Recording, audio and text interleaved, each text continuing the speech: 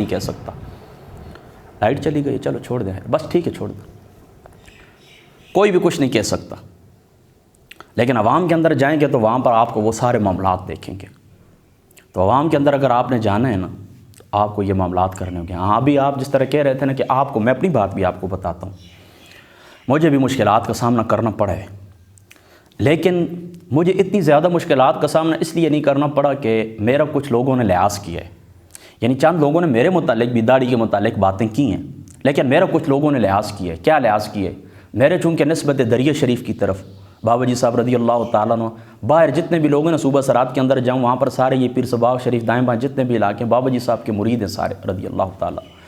और अटक हमारे छाछ के अंदर भी हैं, फिर अटक शहर के साथ साथ भी जितने गाँव हैं, आप लोग जानते हैं कि दरिया शरीफ एक इंटरनेशनल खानका है, पूरी दुनिया जानती है। तो मैं उनके घराने का एक फ़र्द हूँ, तो लोगों ने उस वजह से मेरा अदब किया है।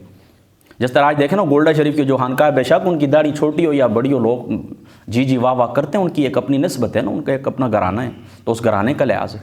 लेकिन आम जो आदमी नीचे से ऊपर आता है ना, तो उसको बहुत सारे मामलात पूरे करने पड़ते हैं, अगर ना करे तो उसको आगे पजीराई नहीं मिलती। हाँ, जिन्होंने पजीराई शुरू के अंदर हासिल कर ली, वो मजबूत हो गए, उनके लिए अब कोई मसला नहीं।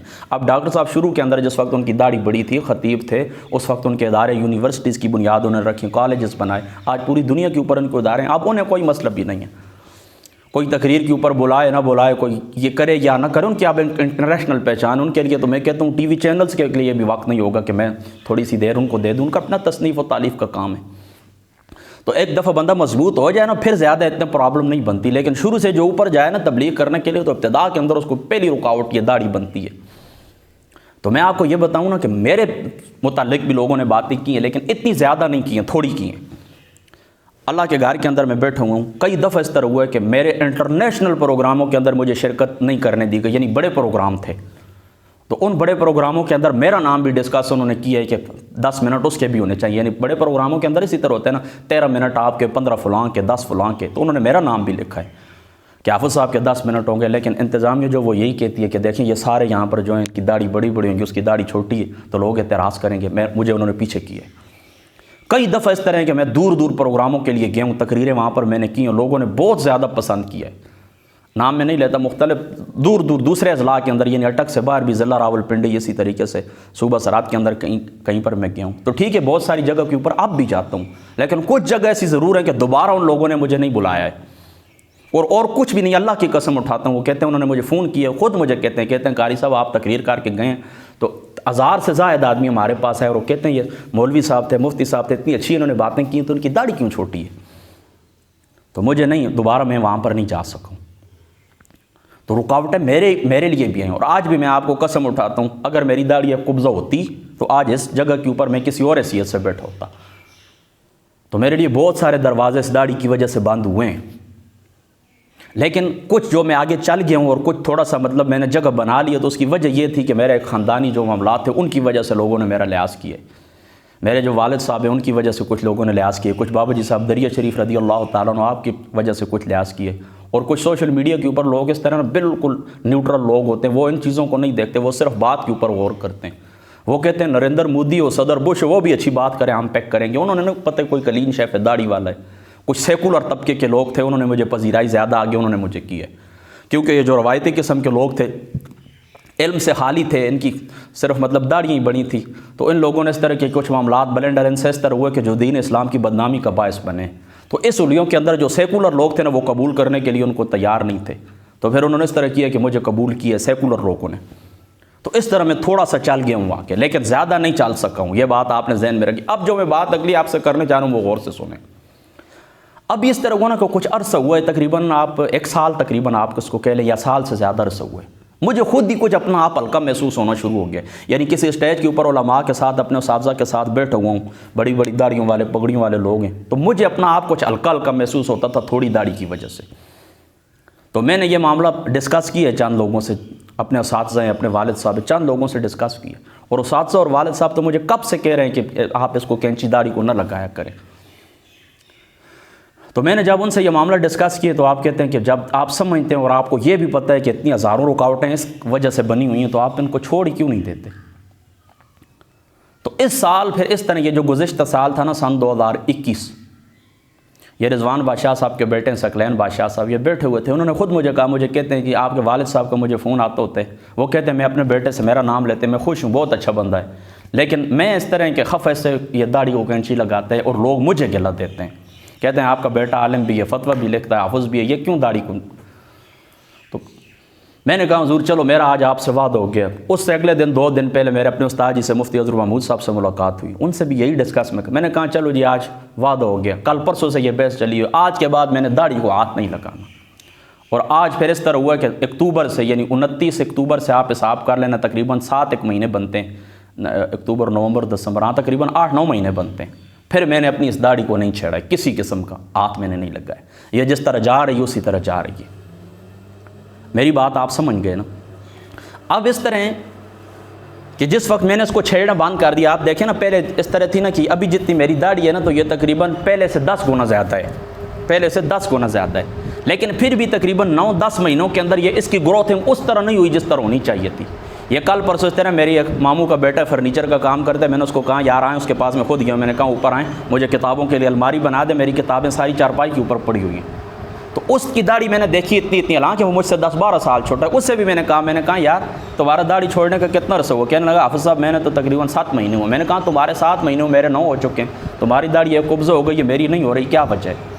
मैंने उससे भी यानी हर शख्स से मैं ये बात डिस्कस करता हूँ। मैं जिस नतीजे के ऊपर पहुँचा हूँ ना, ये दाढ़ी की मेरी ग्रोथिंग क्यों काम है, ये हुआ इस तरह था। मैं आपको अभी सच्ची बात बताता हूँ, मैंने पहले भी निजी महफिल के अंदर भी एक दफ़ा बात की है, और अटक शहर के साथ एक गाँव है, वहाँ पर भी मैंने खिताब के दौरान ये बात की थी। वो इस तरह ना कि जिस वक्त मैं दौरा हदीस के अंदर था ना अटक शहर के अंदर, तो अटक शहर के अंदर जो मेरे रिश्तेदार हैं ना, उनके घर के अंदर मैं एक दफ़ा बैठा हुआ हूँ, तो इस तरह हुआ कि उनकी जो ख़वातीन है ना, उन्होंने कुछ वो ख़ास किस्म का ब्लीच हुआ है वो तैयार की है मुँह के ऊपर लगाने के लिए ना। तो मैं समझा कि ये करीम है मुँह के ऊपर लगाने के लिए। तो वो एक इस तरह ना मिट्टी का एक वो चटूरा सा होता है ना, नाम अभी जहन के अंदर उस बर्तन का नहीं है, उसके अंदर उन्होंने वो तैयार किया है ना ब्लीच ना लगाने के लिए। तो वो अंदर चली गई, मैं बाहर बैठा हुआ, तो अपनी पता नहीं किसके साथ, अपने कोई रिश्तेदार ही था, गपशप हम हो रही थी। तो मैंने इस तरह किया कि वो सारा उठा के मैंने भी मुंह के ऊपर लगा लिया, जिस तरह उन्होंने लगाया ना मैंने भी उसी तरह किया। तो वो जिस वक्त मुझे देख करके ये आपने क्या किया, मैंने कहा क्या किया, आपने भी लगाया, आपको पता है ये क्या है। मैंने कहा नहीं, मैं तो करीम समझाऊँ, आपने घर के अंदर वो मुँह के ऊपर, मैं समझाऊँ करीम वो जो घरेलू टोटके होते हैं, आपने करीम लगाने के लिए इसको मुँह के ऊपर। वो कहती है नहीं ये करीम नहीं, अल्लाह के बंदे ये तो ब्लीच था। ओहो, मैंने कहा ये क्या हुआ। तो अब इस तरह हुआ है ना कि जिस वक्त मैंने फिर मुंह धोया है ना कुछ देर बाद ना, तो इस तरह मेरी सारी जो दाढ़ी थी वो बिल्कुल रेड हो गई थी सुर्ख, हालांकि छोटी छोटी थी, उस वक्त कच्चे बाल आए थे। तकरीबन सन 2010 के अंदर मेरी दाढ़ी उगी है ना, और ये तकरीबन ज़माना था 2014 का। तो छोटे छोटे मेरे बाल थे, कैंची भी मैं दाढ़ी को लगाता था, ये नहीं कि नहीं लगाता था, लेकिन वैसे कच्चे ही बाल थे, कुछ इतने बड़े। तो इस तरह हुआ ना, वो मुझे रेड रेड महसूस हुआ ना, तो वो नए बाल थे तो मुझे बड़े खूबसूरत लगे, जिस तरह सोने की तारें नहीं होती उस तरह मुझे लगे। तो मैंने इस तरह किया कि मुझे वो अच्छे लगे। तो उसके बाद मैंने इस तरह किया कि जानबूझ के ऊपर, सर के ऊपर भी और बाल दाढ़ी के ऊपर भी मैंने वो लगाना, मेरे बाल भी सारे रेड हो गए थे और मुझे बड़े अच्छे लगते थे, बड़े अच्छे लगते थे मुझे। तो मैंने लगाना शुरू कर दी लगातार, तकरीबन 3-4 महीने तक मैं इस तरह करता रहूँ। आखिरकार मैंने देखा कि जिस तरह बारिश नहीं गिरती उस तरह मेरे सर के बाल भी गिरे और इसी तरह मेरे दाढ़ी के बाल भी कमज़ोर हुए, ये मैंने देखा है। उसके बाद मुझे डर लग गया, मैंने कहा ये ना हो कि ये जो कुछ थोड़े बहुत दाढ़ी के बाल रहते हैं सार के, ये भी सारे चले जाएं। तो मैंने इस तरह किया कि उसको छोड़ दिए। लेकिन अब मैं ये महसूस करता हूँ कि उसके अंदर गालिबन कोई केमिकल था, क्योंकि वो जो घर के अंदर तैयार हुआ था ना वो तो चंद दिन मैंने इस्तेमाल, उसके बाद तो वो बाज़ार से मैं खुद जाके ब्लीच लाता था, जुम्मे वाले दिन छुट्टी होती थी, बाकायदा मैं आस्ते आस्ते वो छोटा सा वो चमचा सा होता है बाकायदा, वो रंग भी बिल्कुल इतना खूबसूरत, जिस तरह वो मक्खन नहीं होता इस तरह रंग जल्द भी हो गई थी और रेड रेड बाल भी थे। वो बड़ा आप यूँ समझें कि जिस तरह बर्फ़ या मक्खन का कोई वो पेड़ होता है उस तरह मुँह हो गया था मेरा। तो वो बड़ा मुझे अच्छा लगता था, लेकिन वो जो बाज़ारी ब्लीच था उसने मुझे नुकसान दिया, उसके अंदर गालिबन कोई केमिकल होंगे। तो मैं खुद अपने ज़ाती तौर के ऊपर यह समझता हूँ कि मुझे उन केमिकल ने नुकसान दिया, इसलिए वजह से मेरी जो दाढ़ी है ना इसकी ग्रोथिंग ठीक तरीके से नहीं हो रही है, गो कि बढ़ रही है, इतना मुझे भी पता चल रहा है, यानी आगे से काफ़ी बड़ी हो चुकी है। लेकिन इस तरह बाकी जिस तरह आम लोगों की होती है ना, महीने के अंदर, साल के अंदर, 2 साल के अंदर, उस तरह नहीं है। तो यह भी काफ़ी देर लेगी और भी मुझे पता है इस बात का। तो ये इस वजह से मेरी जो दाढ़ी है ना ये इतनी जल्दी बड़ी नहीं हो रही। बहरहाल इस तरह ना जिन लोगों को पता चला ना, ख़ास जो लोग थे, खानकाएँ थी, मेरे दोस्त अहबाब थे, बुज़ुर्ग थे, उनको पता चला है ना कि इसने दाढ़ी को छोड़ दिया, तो उनका रवैया मेरे साथ फ़ौरन तब्दील हो गया। मैं वो वाह कैंट वाले जो पेज है जहाँ पर मेरी गुफ्तगू, अब मैंने वहाँ पर देखा कई नए लोग हैं जो मेरा बाकायदा दिफा करते हैं, कहते हैं आप इसकी दाढ़ी के ऊपर अभी बात नहीं कर सकते, हम गवाह हैं कि वो दाढ़ी को कुतरवाने वाला नहीं है। बस उसी तरह ये नियत अल्लाह ताला फैसला नियत के ऊपर करने वाले हैं, बस उसी तरह उसने छोड़ दी है दाढ़ी, बस कभी तो कब्ज़ा हो जाएगी ना। तो आप इस तरह तो नहीं कर सकते कि आप उसकी बढ़ नहीं रही तो आप उसके ऊपर अटैक करें। और इसी तरीके से तकरीबन 17 या 18 नई मसाजिद है जिनके अंदर मुझे ख़िताब के लिए, ये जो लोग मुस्तकिल मेरा ख़िताब सुनते हैं ना जुम्मे का, उन लोगों को ये बात मालूम है कि पहले जिन इलाक़ों के अंदर मैंने 17 या 18 मस्जिदें नहीं हैं, मुझे उन्होंने फ़ोन किए, मैं ख़ुद जाके उनको जुम्मे भी पढ़ाए, मैंने तकरीरें भी वहाँ पर की हैं। तो रास्ते मेरे लिए खुले हैं, फिर कुछ ही खुले हैं, गो कि कुछ लोग अब भी मतलब ज़ाहिर सी बात है कि उनको इतना ख़ास फ़र्क तो महसूस नहीं होता ना, वो आगे नहीं बढ़ते। लेकिन जिन लोगों तक बात सच मेरी पहुंच चुकी है ना कि हाँ यार वाकई ये दाढ़ी को कैंची लगाता था, अब इसने छोड़ दिए, हालांकि उस वक्त भी कोई मेरी दाढ़ी खिलाफ सुन्नत नहीं थी, चमड़ा मेरा मुंह का छुपा ही हुआ था, लेकिन छोटी दाढ़ी थी, तो अब इस तरह छोड़ दिया है। तो अब इस तरह काफ़ी सारे रास्ते खुल गए हैं। खिताब के लिए लोगों ने मुझे बुलाया, सपोर्ट मेरी ज़्यादा हुई है। अब मेरी बात आप अच्छे तरीके से समझ चुके हैं ना। तो एक आध बात और भी ज़हन के अंदर थी, बहरहाल अभी नहीं आ रही है, मैं भी थोड़ी देर पहले जैसे चाय में पी रहा था तो एक बात और भी ज़हन के अंदर थी कि मैं बहरहाल इस तरह के मनाजुल कुरान का इस बात के अंदर मैं तारीफ़ करना चाहूँगा कि ये इस मामलात के अंदर इतनी सख्ती नहीं करते। इनकी कई महफ़िलों के अंदर मैं जिस वक्त मेरे ताल्लुकात थे मैं गया हूँ, ये नहीं कहते दावत इस्लामी वाले तो उस तरह करते हैं ना कि ठीक है उनका जो अपना बंदा है सबस पगड़ी वाला है, उनका अपना जो बंदा है उसी को आगे करते हैं, मेंबर हो तकरीर हो कुछ भी उसको आगे करते हैं, इल्म हो या ना हो वो अपना बंदा ही आगे करते हैं।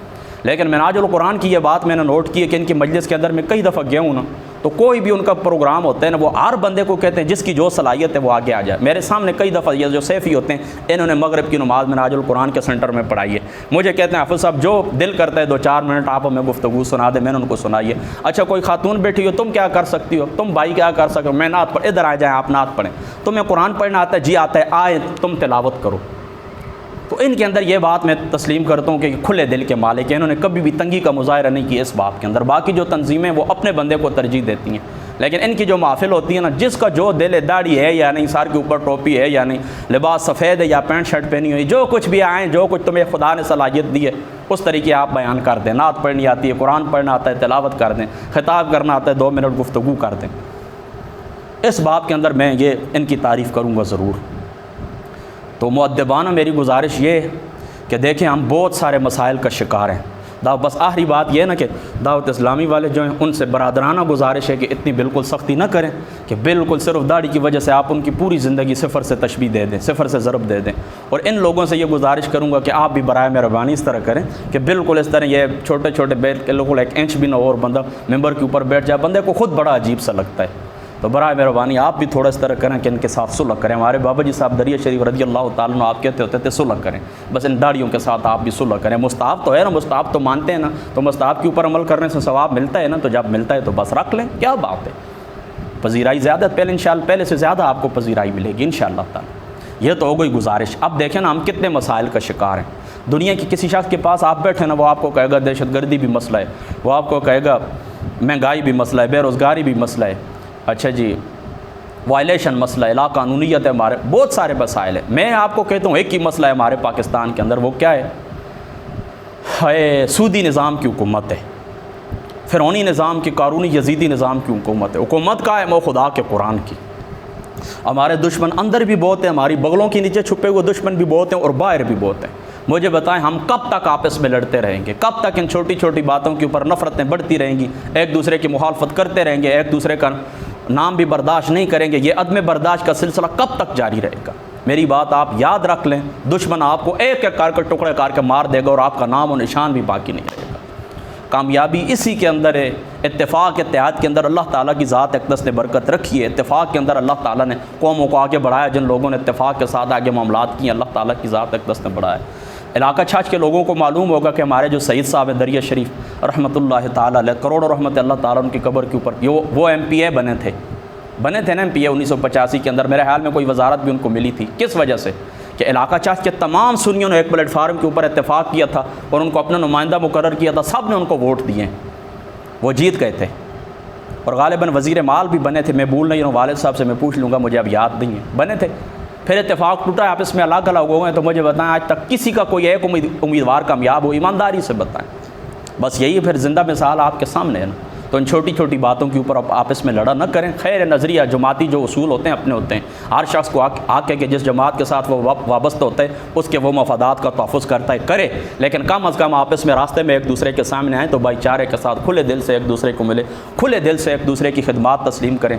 और जो खामी होती है ना, तो एक मुसलमान भाई वो आईने की तरह होता है, दूसरे जिस तरह आईना बंदा देखते हैं ना तो अपनी खूबी खामी ज़ाहिर हो जाती है। बिल्कुल भाई की तरह खामोशी के साथ खुद बहुत आप अमल ही आपका इतना मजबूत हो, अमल आईने के सामने खड़े होते हैं ना, वो बोलता तो कुछ भी नहीं है, बस खुद बहुत ही आप देखते हैं वो यहाँ पर ये चीज़ हटा देते हैं। तो इस तरह अच्छे अमल के साथ, अच्छे किरदार के साथ, अच्छी गुफ्तगू के साथ, अच्छी मौइज़त के साथ दोस्तों को अपनी तरफ बुलाएं। और गैरों के साथ कोई ज़रूरत भी नहीं है पींगे बढ़ाने की, मोहब्बत की पींगे बढ़ाने की कोई ज़रूरत भी नहीं। बस आप इसमें एक दूसरे के साथ इत्तेफाक और एहतियात के साथ रहें। और इन मामलात के अंदर जिनके अंदर अल्लाह ताला ने गुंजाइश रखी है इन मामलात के अंदर प्लीज़ आप शिद्दत न करें। यही मेरा आपका पैगाम है। अल्लाह ताला की ज़ात अक़दस अमल की